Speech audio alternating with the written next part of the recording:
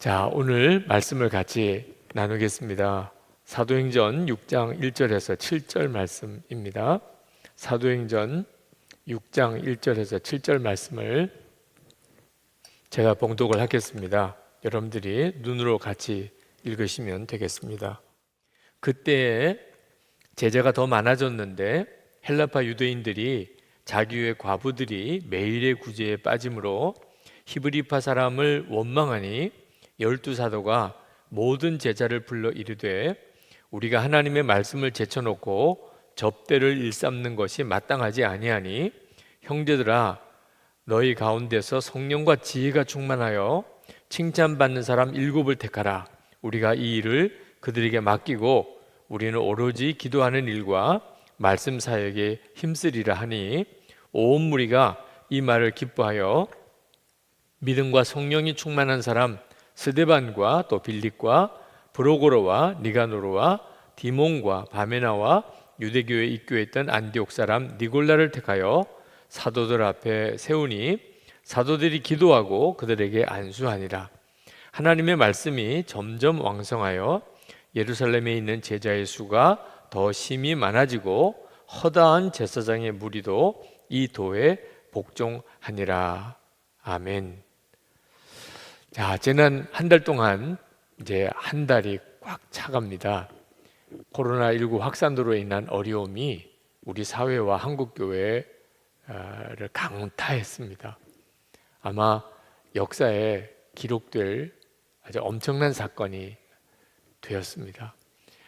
뿐만 아니고 온 세계가 지금 대혼란에 빠져 있는 초유의 그런 상황을 맞이하고 있습니다.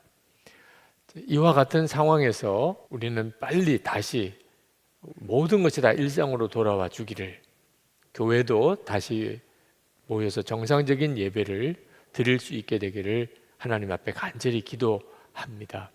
그러나 우리는 그저 단순히 예전처럼 그렇게 다시 모여서 예배 드릴 수 있게 되기만을 기도해서는 안 될 거라고 생각이 듭니다. 왜냐하면 절대로 예전처럼 그냥 돌아갈 리가 없기 때문에 그렇습니다. 아마 다시 모일 수는 있겠죠. 그러나 우리 사회나 한국 교회는 이미 굉장한 변화를 겪게 될 겁니다. 좋은 의미로 변화가 일어나기보다는 전혀 상상하기 힘들었던 어려움을 겪게 될 것입니다. 그게 구체적으로 어떤 변화일지는 알 수가 없지만 아마 우리가 다 당황스러울 정도로 달라졌다. 이전에 그때 그 상황이 아니다. 우리 사회적으로도 또 교회적으로도 그런 변화를 겪게 될 겁니다. 그러므로 우리가 그저 다시 모이기만, 빨리 다시 모이기만 그렇게 기도해서는 안 된다는 겁니다. 우리 스스로가 변화되어져서 준비되어져서 모이지 않는다고 한다면 우리는 다시 모였을 때 더 큰 어려움을 겪고 우리가 이러자고 다시 모인 건가? 이렇게 하자고 다시 모이게 해달라고 기도했던 건가? 그런 생각을 하게 될 겁니다. 지금도 이런 코로나19 확산 사태가 길어지게 되니까 여기저기서 두려움이 커지고 조급해지고 그리고 작은 일에도 서로 분노하고 화를 내는 일들이 도처에서 일어나는 소식을 듣습니다. 우리 안에 벌써 내면적으로 무너지고 있는 거죠. 자, 이런 상태에서 그저 다시 모이기만 하면, 우리가 이제 일상생활로 돌아가기만 하면 괜찮은 것일까? 절대로 그렇지가 않습니다. 지금 현재 코로나19 확산으로 인해서 빚어지는 이 상황은 우리에게 하나님께서 무언가를 말씀하시고 계시는 시기입니다. 우리가 그 점에 대해서 귀를 기울여야 합니다. 그저 다시 모이게 해주세요, 이전처럼 돌아가게 해주세요 라고만 해서는 아마 엄청나게 우리는 당황스럽게 될 것입니다. 여러분, 앞으로 어떤 어려움이나 또 어떤 혼란이 우리에게 닥쳐오더라도 우리가 준비되어져야 할 것은 어제나 오늘이나 영원토록 동일하신 예수 그리스도와 더 깊이 친밀하게 동행하는 자로 준비되는 겁니다. 앞으로 어떤 변화가 일어날지는 전 모릅니다. 그러나 주님과 더 깊이 친밀한 자가 되었다면 어떤 변화가 일어나든지 크게 문제가 될 게 없습니다. 왜냐하면 예수님 그분이 길이시기 때문입니다. 우리는 얼마든지 잘 헤쳐나갈 수가 있고 그런 어려움조차 우리에게 유익이 되게 할 수 있습니다. 또 하나 우리가 준비해야 될 것은 가정의 회복입니다. 그동안에 참 바쁘게 지내느라고 의외로 가정을 소홀히 하고 지냈던 일, 지금은 사회적인 격리도 이야기하고 교회에서 모일 수도 없는 상황에서 우리가 모일 수 있는 곳은 가족들밖에 없잖아요. 하나님께서 우리에게 가족을 위하여 시간을 쓰도록 강제적으로 우리를 그렇게 배려하시는 것 같습니다. 자, 이와 같은 때에 부부 사이에, 부모와 자녀 사이에 우리가 회복을 하지 못한다면 아마 지나고 난 다음에 우리는 아주 뼈저린 후회를 하게 될 겁니다. 또 하나가 우리가 하나님의 성전인 까닭에 우리가 사는 모든 곳이 다 예배 처소라는 사실을 이번 기회에 분명히 눈이 뜨여야 합니다. 지금도 여러분들이 이 성령 집회에 참여한 자리가 다 제각각일 겁니다. 어떤 분은 가정이기도 하고 어떤 분은 지금 차중에서 있을 수도 있고 어떤 분은 사무실이기도 하고 어떤 분은 어떤 영업장이기도 하고 다양하실 겁니다. 바로 하나님이 우리에게 눈뜨게 해주시는 일은 우리 자신이 하나님의 성전이기 때문에 우리가 있는 그곳이 어디나 다 예배 처소라는 겁니다. 그 점에 대해서 우리가 분명하게 눈이 뜨이고 자각이 되어야 상황이 이제 예전과 같이 돌아갔을 때 하나님의 계획이 우리를 통해서 놀랍게 이루어지게 되는 겁니다. 지금 모든 것이 다 어려운 것처럼 보여도 하나님은 참 놀라우시게 당신의 일을 지금도 이루어 가고 계십니다. 자, 그 일이 저에게도 여러분에게도 동일하게 일어나고 있습니다. 하나님이 무언가를 하고 계십니다. 우리는 그저 철없는 아이들처럼 빨리 이 어려움이 지나가게만 해달라고 다시 옛날처럼 다시 모이게 해달라고만 기도하면 안 됩니다. 하나님이 지금 하시는 일을 하십시오. 나에게도 하시고 그리고 우리 가정에도 하시고 우리 교회에도 하시고 이 나라에도 하십시오 라고 기도하고 그리고 그것을 위해서 우리가 실제로 지금 준비를 해야 합니다. 저는 교회적으로 하나님은 무슨 일을 하고 계실까 하는 기도를 했었습니다.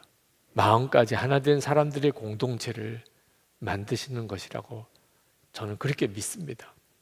사실 이 코로나 확산이 문제가 심각해지기 전에 우리는 마음까지 하나 된 사람들이라는 주제의 시리즈 설교를 시작을 했습니다. 그리고 몇 번 설교하고는 그리고는 이렇게 온라인으로 성령 집회를 하게 된 겁니다. 그러면서도 이 주제로 계속 가게 하십니다. 하나님이 이 코로나19 확산으로 인한 이 어려운 기간에 우리 교회를 작정을 하시고 교회를 새롭게 만드시는 일을 하시는구나. 항상 하나님의 역사는 말씀으로 옵니다. 마음까지 하나 된 사람들의 공동체를 이번 기회에 만들려고 하시는구나 하는 사실이 너무나 강한 확신으로 옵니다. 여러분, 우리가 다시 모였을 때 또 예전처럼 그렇게 서로 수군수군대고 서로 비난하고 서로 헐뜯고 서로 흉보고 서로 마음이 갈라지고 나는 이런 파, 저 사람은 저런 파, 그렇게 똑같은 교회 모습으로 모인다면 얼마나 억울합니까? 우리는 지금 매우 심각한 대가를 지불하고 있는 기간입니다. 대가를 지불했다면 그만큼 우리가 얻어야 되는 거잖아요. 아무것도 변한 것도 없이 아무것도 달라진 것도 없이 그저 다시 모이기만 하면 그러면 되는 겁니까? 우리가 만약에 정말 변화되어서 마음까지 하나 된 사람들의 공동체로 교회가 설 수 있다면 저는 이 코로나19 확산으로 인한 지금의 이 사태가 하나님의 부흥의 기록으로 남을 거라고 생각합니다. 이 땅에 1903년과 7년에 성령이 부어주셨던 그때는 우리나라는 매우 암울한 시기였습니다. 그런데 우리 교회에서는 그날이 한국의 부흥의 날로 기억이 되고 있잖아요.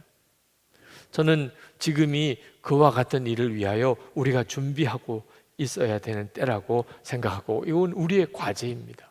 자, 과제를 하고 우리가 다시 모여야 합니다. 숙제하고 방학이 끝나야 하듯이 우리가 이 과제를 해결해야 하는 겁니다. 오늘 전할 말씀은 분열과 원망과 그리고 다툼을 극복해낸 교회 공동체 이야기입니다. 그 교회는 초대 예루살렘 교회입니다. 마음까지 하나 된 사람들의 공동체의 모델입니다. 여러분, 우리가 정말 원하는 것은 시험도 없고 갈등도 분열도 없는 그런 하나 된 공동체가 아닙니다. 그런 공동체는 이 땅에는 없습니다. 있을 수가 없습니다. 그걸 바라는 그것은 정말 비현실적인 사람입니다. 우리가 바라는 것은 서로 원망도 있고 시험도 있고 분열도 일어나지만 그것을 극복하여 마음까지 하나 되는 사람들의 공동체를 말하는 것입니다. 이것이 바로 초대 예루살렘 교회였습니다. 어떤 분은 그 초대교회로 돌아가자는 말을 하지 말라고 하시는 분들도 계십니다. 왜냐하면 그 교회도 시험이 많았고 문제도 많았던 교회였기 때문이라는 겁니다. 맞습니다. 틀린 말이 아닙니다. 초대 예루살렘 교회도 문제가 있었고 시험도 많았습니다. 그런데 중요한 초점은 그들이 그 시험과 문제를 너무나 놀라우게 극복했다는 것입니다. 우리가 정말 배우고자 하는 것, 우리가 모델로 삼고자 하는 것은 바로 그 점입니다. 시험조차도 유익하게 되는 일, 시험을 당했는데 오히려 더 마음이 하나가 되는 역사가 일어나는 바로 그 비밀이 무엇인가 하는 것입니다. 초대 예루살렘 교회에 일어난 시험은 구제 문제 때문에 일어났습니다. 사실은 성령의 강력한 역사로 일어난 일입니다. 성령께서 임하시고 교회가 세워지고, 그때 교인들의 마음속에는 예루살렘에 있는 참 많은 가난한 사람들, 그들 중에 상당한 수가 교인이었습니다. 그들이 가난해서 먹고 사는 것조차가 어려운 그들을 보면서 그들을 돕고자 하는 마음이 뜨겁게 일어났습니다. 그래서 재산이 있는 사람들은 다 재산을 가지고 오고, 땅이 있는 사람 땅을 팔아서라도 교회에 헌금을 했습니다.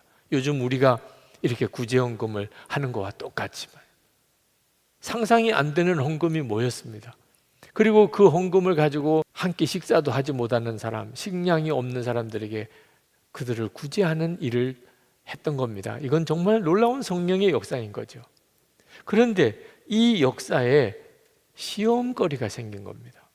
오늘 1절에 보면 그때 제자가 더 많아졌는데 헬라파 유대인들이 자기의 과부들이 그 매일 구제에 빠짐으로 히브리파 사람을 원망한대. 예루살렘 안에는 유대인들이 두 부류가 있었습니다. 원래부터 그 예루살렘에 살던 사람, 또 한 사람은 해외에 나가 있는 많은 디아스포라 유대인들 중에 다시 예루살렘으로 돌아와서 거기서 자리를 잡은 그런 헬라파 유대인들, 그 두 부류가 있었습니다.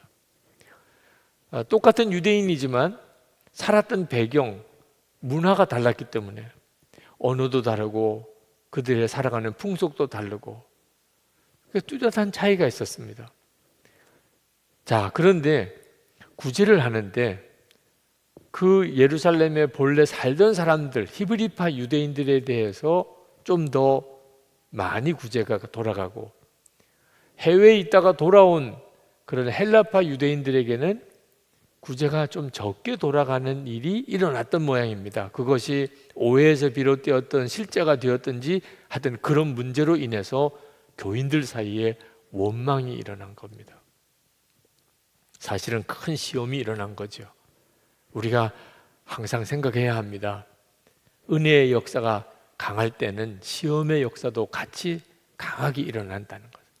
그러니까 은혜의 역사가 일어날 때 방심하면 오히려 마귀에게 더 휘둘리게도 된다는 사실, 항상 영적인 전쟁 중에 있다는 사실을 잊으면 안 됩니다.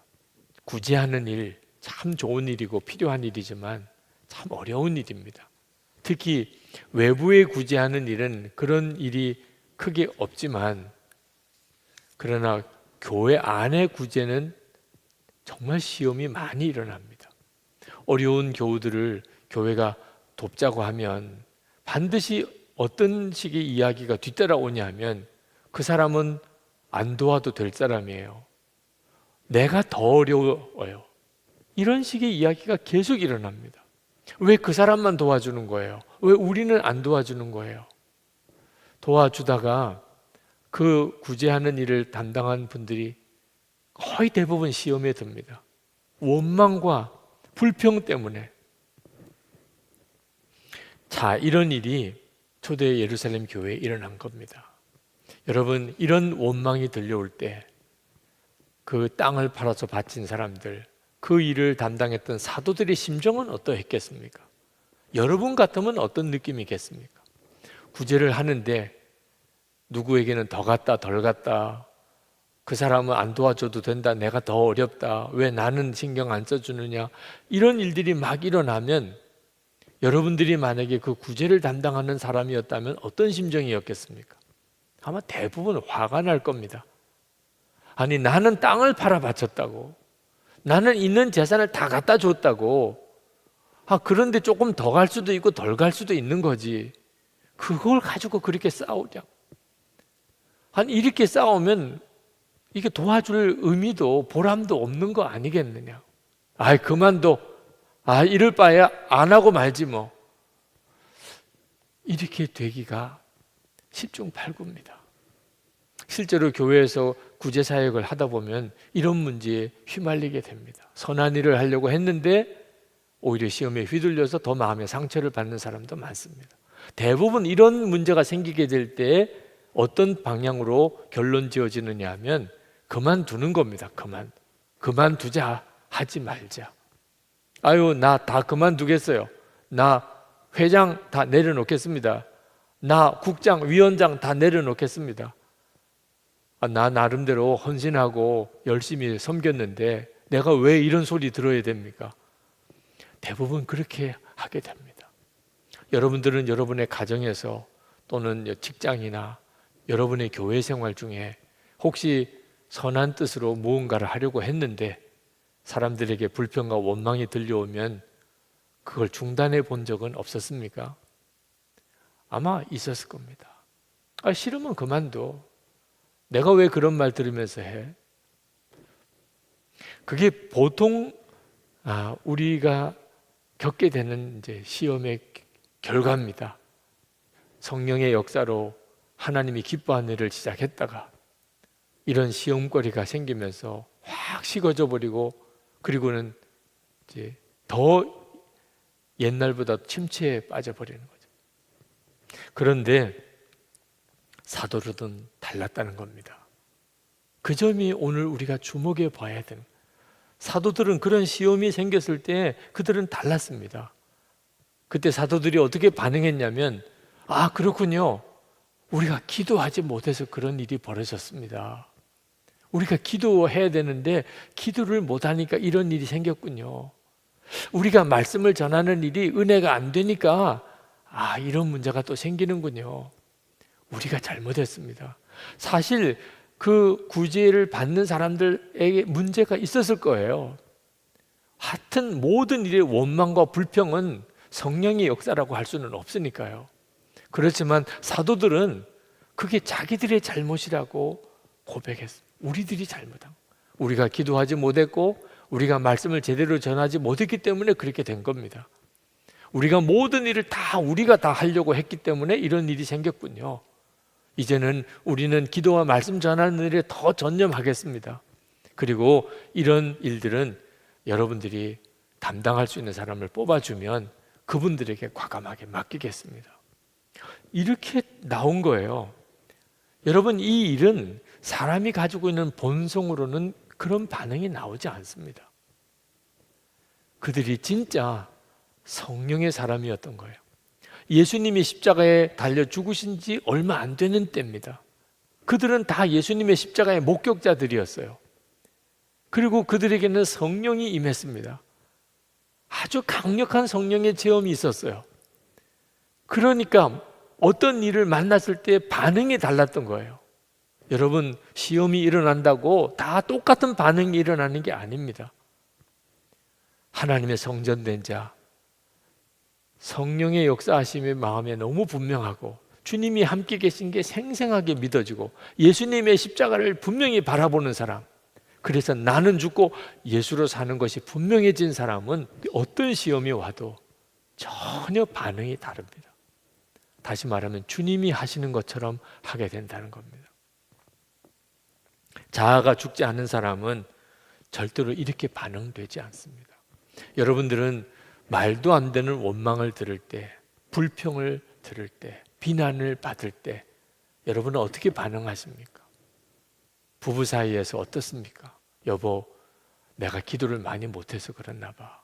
그래서 당신이 그렇게 힘들고 화가 났나 봐. 미안해. 집사님, 제가 기도를 많이 못해서 이런 일이 생겼네요. 그래서 집사님이 이렇게 서운하고 집사님이 이렇게 화가 나신 모양이네요. 여러분, 그렇게 반응하게 되십니까? 우리가 지금 준비해야 될 것이 바로 그것입니다. 우리가 다시 모여서 교회에서 예배드리고 함께 교회에서 교회의 여러 일들을 감당하게 되면 시험이 한둘이 생기는 게 아닙니다. 초대 예루살렘 교회만 아니죠. 여러분들도 이미 다 겪어보았을 겁니다. 그럴 때 우리가 달라진 사람으로 모여야 된다는 겁니다. 사도들과 같이 우리가 그렇게 되었냐 하는 겁니다. 그리고 사도들은 과감히 자신들이 맡았던 구제 사역을 교인들에게 맡겼습니다. 7명의 집사를, 성경에는 집사라고 나오진 않지만 흔히들 7집사라고도 표현하죠. 그 7명의 담당자를 세웠어요. 그런데 참 여기도 놀라운 감동이 있는 것이 그 7사람의 이름에 공통점이 있습니다. 다 헬라식 이름을 가진 사람입니다. 5절에 보면 온 무리가 이 말을 기뻐하여 믿음과 성령이 충만한 사람 스데반과 또 빌립과 브로고로와 니가노로와 디몬과 바메나와 유대교에 입교한 안디옥 사람 니골라를 택하여. 이 7사람의 이름이 다 헬라식 이름입니다. 그 말은 무슨 뜻일까요? 그들이 구제사역 때문에 문제가 생겼습니다. 히브리파 사람, 헬라파 사람, 과부들 차별한다는 그런 원망이 일어났습니다. 자, 그래서 이 일을 담당할 사람을 누구를 뽑을 건가 사람을 뽑게 됐는데 아마 우리가 그러면 헬라파 유대인들 중에서 이 일을 감당할 사람을 뽑는 게 좋지 않겠습니까? 그 사람들이 차별받는다고 말하니 우리가 그러면 담당자를 헬라파 사람들이 다 하시도록 하면 좋지 않겠습니까? 그 히브리파 유대인들이 없었겠습니까? 그런데 그들이 좋습니다. 그게 참 좋군요. 어쩌면 그렇게 참 좋은 탁월한 지혜가 생겼습니까? 그럽시다 우리. 그러면 헬라파 유대인들 중에서 우리 7집사를 뽑아서 구제사역을 하도록 하시죠. 이런 교회가 진짜 황홀한 교회죠. 이렇게 생각할 수 있다는 것, 그게 바로 주님의 역사인 거죠.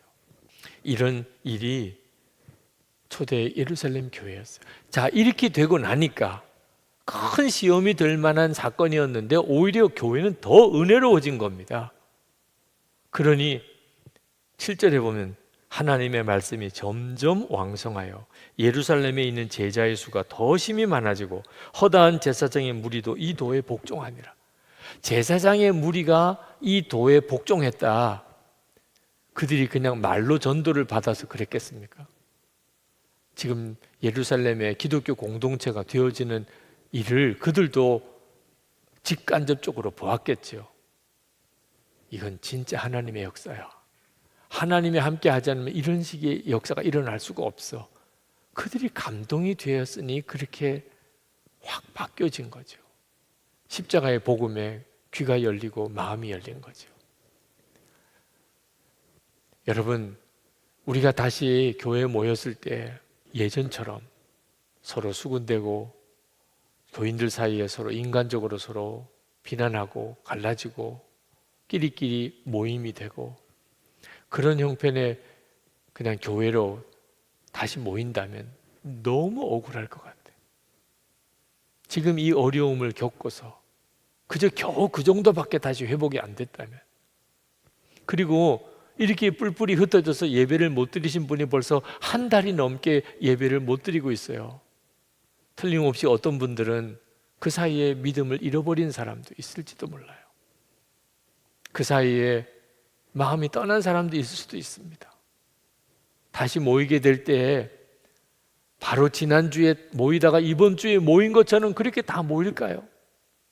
코로나19 확산이 한순간에 아무 문제가 없듯이 종식이 될까요?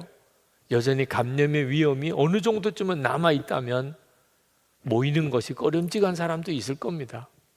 하여튼 여러 가지 생각해 볼 때 예전과 같은 정도쯤으로 모이는 것도 어려워요. 우리는 생각해야 합니다. 하나님, 우리가 치러야 될 대가가 참 큰데 이왕 이런 어려움을 겪는다면 정말 마음까지 하나 된 사람들의 공동체가 되게 해주세요. 그 말은 철저히 주님의 다스림을 받는 사람입니다. 예수님께서 내 마음의 왕이 되시는 사람이에요.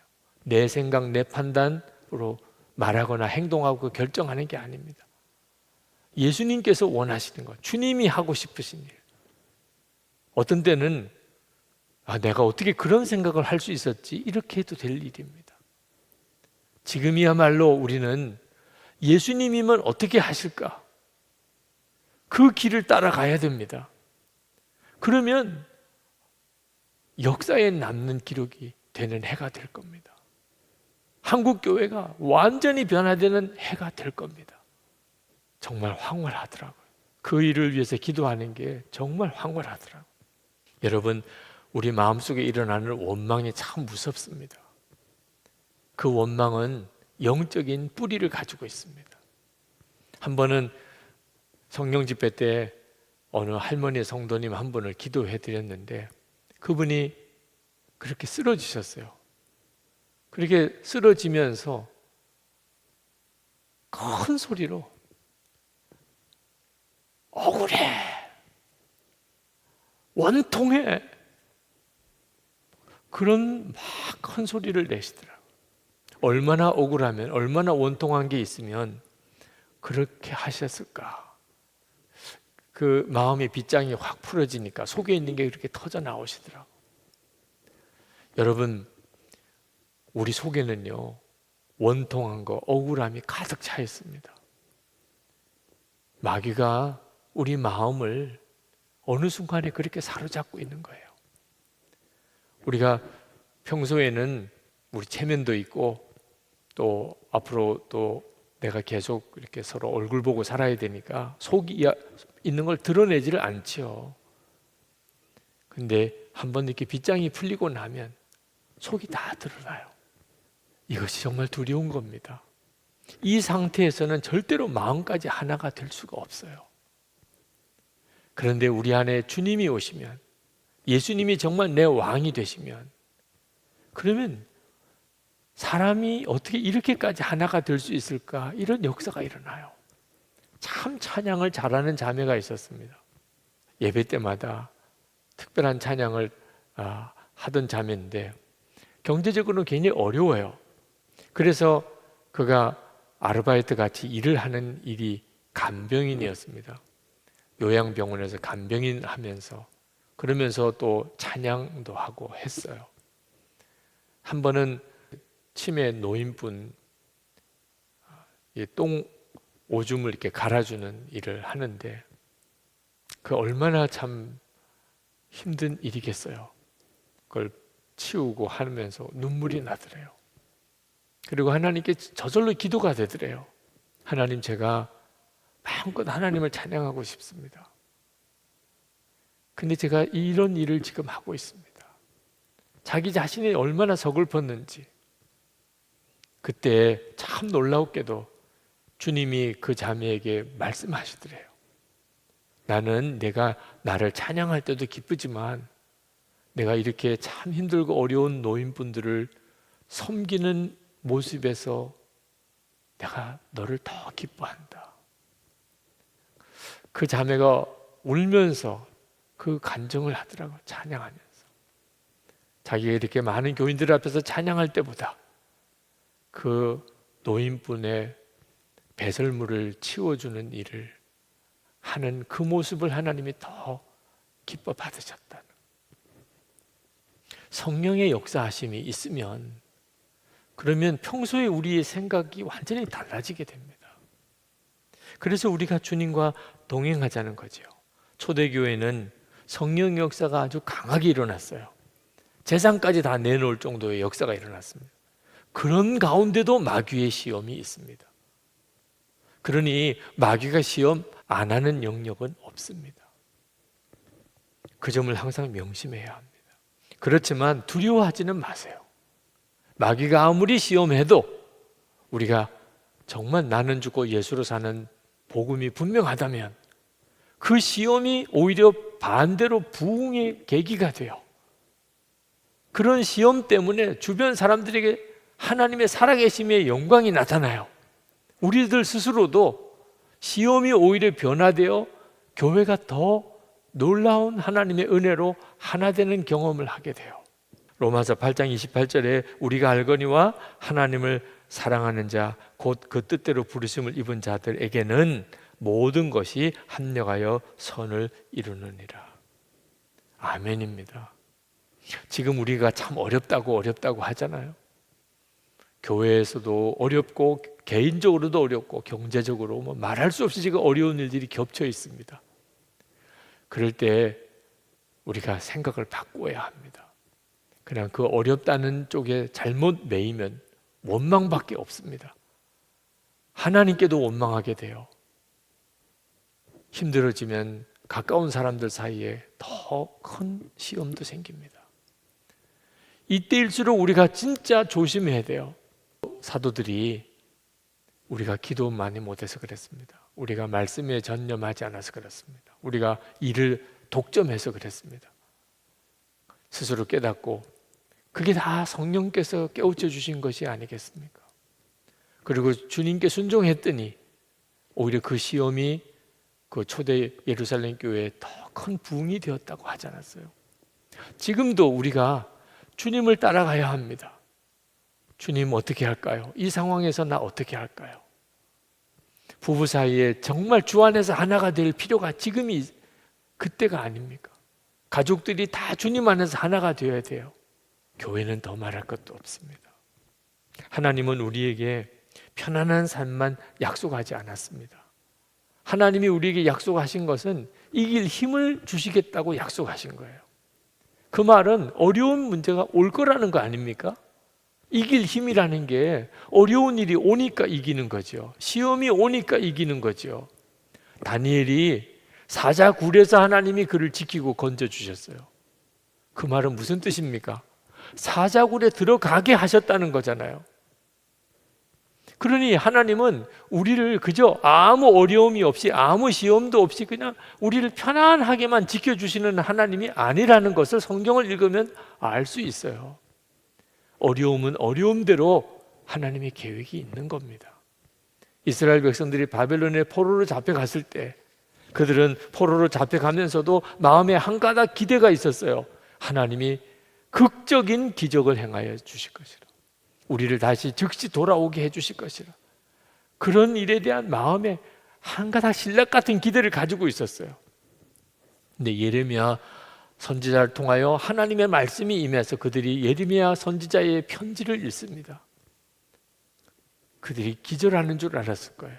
너희들이 그 땅에 가서 거기서 집을 지어, 거기서 결혼해서, 거기서 애 낳고 농사 지어, 앞으로 거기서 수확해서 너희들이 상당한 기간을 먹고 살아야 돼. 그리고 그 도시가 편안하도록 기도해. 이 나라가 편안하게 해주세요. 하나님께서 이스라엘 백성들을 반드시 다시 돌아오게 하겠지만 지금은 아니야. 70년이 필요해. 그 뒤에 돌아올 거야. 그러니 지금은 슬프다, 괴롭다, 못 살겠다 그러지 말고 거기서 마음 잡고 집 짓고 농사 짓고 결혼하고 애 낳고 가르치고 그 나라가 잘 되도록, 그래야 너희들이 거기서 편안하니까. 그렇게 말씀하셨어요. 지금 우리에게 하나님께서 말씀하시는 거예요. 이 기간이 언제 끝날지, 경제적인 위기는 또 언제 사라질지 모르지만 그 어려움만 지나가도록 기도해서는 안 됩니다.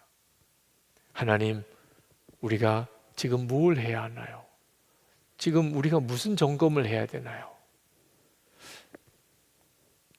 사도 바울은 빌립보서 4장 12절에서 나는 비천하게 살 줄도 알고 풍족하게 살 줄도 압니다. 배부르거나 굶주리거나 풍족하거나 궁핍하거나 그 어떤 경우에도 적응할 수 있는 비결을 배웠습니다. 그런 참 놀라운 고백을 했습니다. 이제 우리에게는 편안한 때다, 어려운 때다, 이런 개념이 없어야 됩니다. 편안한 때는 영적인 위기가 더 커집니다. 여러 가지 어려운 때는 우리가 신앙적으로 영적으로는 참 풍성해지는 때이기도 합니다.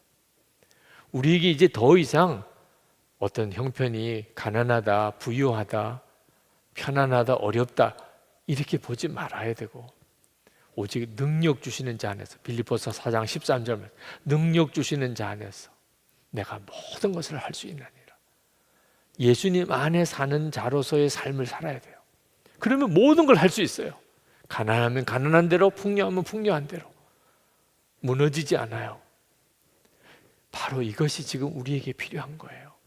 영국의 버트런드 러셀은 자기가 왜 기독교인이 아닌가라는 책에서 예수의 도덕률은 너무 높아서 나는 도저히 감당 못하겠다.